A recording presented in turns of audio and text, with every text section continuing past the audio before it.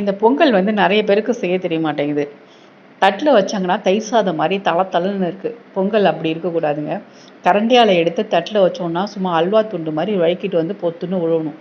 அந்த மாதிரி இருக்கணும். இதுக்கு குறைவான நெய், குறைவான எண்ணெயை யூஸ் பண்ணி இந்த மாதிரி அருமையான மிளகு வெண்பொங்கல் எப்படி செய்யலான்னு கீழே டிஸ்கிரிப்ஷனில் வீடியோ லிங்க் கொடுத்துருக்கேன்.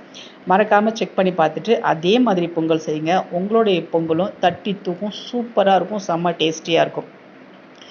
இந்த பொங்கலோட வீடியோவுக்கான சட்னி சைடிஷ்ஷும் நான் வந்து செஞ்சு காட்டியிருக்கேன். அதுவும் அந்த வீடியோவில் இருக்குது.